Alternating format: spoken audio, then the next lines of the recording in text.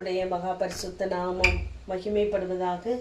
ஏசாயா 41 9 நான் பூமியின் கடையாந்தரங்களிலிருந்து உன்னை எடுத்து அதன் எல்லைகளிலிருந்து அழைத்து வந்து நீ என் தாசன், நான் உன்னை தெரிந்து கொண்டேன் என்று கர்த்தர் சொல்வதாக நாம் வாசிக்கிறோம். தேவன் நம் ஒவ்வொருவரையும் எப்படிப்பட்ட சூழ்நிலைகளில் இருந்தாலும் நம்மை பார்க்கிற தேவன், நம்மை கண்ணோக்குகிற தேவன். நாம் பூமியின் கடையாந்தரங்களிலே இந்த உலகத்திலே எந்த மூலையில் இருந்தாலும் நம்மை தேவன் தெரிந்தெடுத்தார் என்றால், நம்மை பிள்ளையாக மாற்ற வேண்டும் என்று நினைத்தார் என்றால், அவருடைய அநாதி தீர்மானத்திலே நாம் இருந்தோமானால், நாம் எங்கு இருந்தாலும் அவர் நம்மை எடுத்து அழைத்து வந்து நீ என் தாசன், நான் உன்னை தெரிந்து கொண்டேன், நான் உன்னை வெறுத்து விடவில்லை என்று நம்மை பார்த்து சொல்லுகிறார். இந்த நல்ல தேவனை நாம் உள்ளபடியே நாம் புரிந்து கொள்ள வேண்டும். ஆகவேதான் சங்கீதக்காரனாகிய தாவீது 139 சங்கீதத்திலே சொல்லுகிறார், உடைய ஆவிக்கு மறைவாக நான் எங்கே போவேன், எங்கே ஓடுவேன்? வானத்திற்கு போனாலும் அங்கே இருக்கிறேன், பூமியின் கடையாந்தரங்களிலே நான் படுக்கைப்பட்டாலும் அங்கேயும் இருக்கிறேன், சமுத்திரத்தின் கடையாந்தரங்களிலும் இருக்கிறேன். உமக்கு இருளும் வெளிச்சமும் சரி, இருள் கூட என்னை விட்டு மறைப்பதில்லை என்று அங்கு சொல்லி கொண்டு வருவதை நாம் பார்க்கலாம். ஆகவே நம்முடைய வாழ்க்கையிலே தேவன் நம்மை தெரிந்தெடுத்திருப்பார். ஆனால் நிச்சயமாகவே நம்மை எடுத்து அழைத்து வந்து நமக்காய் உதவி செய்ய அவர் போதுமானவராக இருக்கிறார்.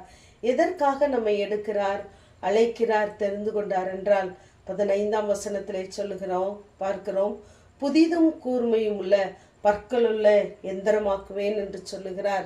நமக்கு விரோதமாய் எழும்புகிற காரியங்களை நாம் ஜெயிக்க வேண்டும், கர்த்தருடைய நாமத்தினாலே நாம் அவைகளை சங்கரிக்க வேண்டும் என்பதற்காக நம்மை புதிதும் கூர்மையும் உள்ள பற்களாய் நம்மை ஒவ்வொரு நாளும் அவர் உருவாக்குகிறவராகவே இருக்கிறார். ஏனென்றால் உலகத் தோற்றத்திற்கு முன்பதாகவே நம்மை குறித்ததான தேவ திட்டம் அவருடைய கையில் இருக்கிறது. நம்மை குறித்து நம்முடைய பெற்றோர் ஒரு நோக்கத்தை, திட்டத்தை வைத்திருப்பார்கள். ஆனால் அதை காட்டிலும் தேவன் நம்மை குறித்து வைத்ததான நினைவுகளும் வழிகளும் பூமிக்கு வானம் எவ்வளவு உயரமாயிருக்கிறதோ அத்தனை உயரமானது என்று நாம் பார்க்கிறோம். ஆகவே நம்முடைய கிரியைகளை எல்லாம் அறிந்திருக்கிற தேவனை நாம் பற்றி கொள்ளுவோம். அங்கு அப்போஸ்தலரிலே நாம் வாசிக்கும் பொழுது, உலக தோற்றம் முதல் தேவனுக்கு நம்முடைய கிரியைகள் எல்லாம் தெரிந்திருக்கிறது என்று வாசிக்கிறோம். நாம் இப்பொழுது என்ன செய்கிறோம், எப்படி இருக்கிறோம் என்பதை அவர் உலக தோற்றத்திற்கு முன்பதாகவே நம்முடைய கிரியைகளை எல்லாம் அறிந்திருக்கிறாராம். ஆகவே இயேசுவுக்குள் கொண்டிருந்த அநாதி தீர்மானத்தின்படியே என்று எபேசியரிலே வாசிக்கிறோம். அவருடைய அநாதி தீர்மானத்தின்படிதான் தேவன் நம்மை நடத்துகிறவராயிருக்கிறார். ஆகவே நாம் நம்முடைய கிரியைகளின்படி ரட்சிக்கப்படவில்லை.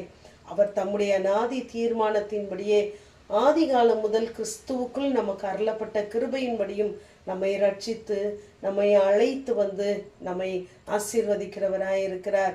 ஆகவே அந்த பரிசுத்த அழைப்பை அழைத்த தேவன் நமக்கு வருகிற எல்லா காரியங்களிலிருந்தும் தாண்டுவதற்கும் தாங்குவதற்கும் அவர் கிருபை தருகிறவராயிருக்கிறார். ஆகவே தேவன் நம்மை அழைத்த, நம்மை தெரிந்து கொண்ட, நமக்கு அளித்த ரட்சிப்பை, மன்னிப்பை ஒவ்வொரு நாளும் நாம் நினைத்து பார்க்கிறவர்களாய் இருக்க வேண்டும்.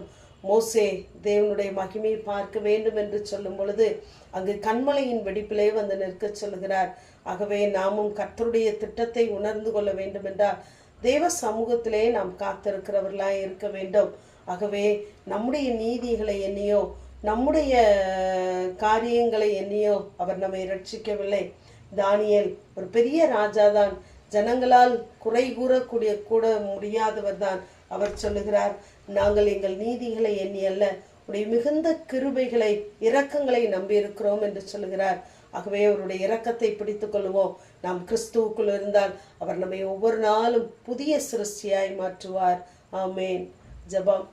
பிதாவாகிய தேவனே, குமாரனாகிய இயேசு கிறிஸ்துவின் நாமத்தின் மூலமாய் உடைய சன்னிதானத்தில் வருகிறேன். பூமியின் கடையாந்தரங்களிலிருந்து எடுத்து அழைத்து வந்து என் தாசன், நான் உன்னை தெரிந்து கொண்டேன் என்று சொன்ன தேவன், எங்களை அழைத்தவர், தெரிந்து கொண்டவர். உடைய உன்னத பணிக்கென்று ஒவ்வொரு நாளும் எங்களை நடத்துவீராக. ஒவ்வொரு நாளும் புது சிருஷ்டியாய் எங்களை மாற்றுவீராக. உடைய கரங்களிலே எங்களை தாழ்த்தி தருகிறோம், பொறுப்படுத்திக் கொள்ளுங்க. இயேசுவின் மூலம் ஜெபங்க, எங்கள் நல்ல பிதாவே. ஆமேன்.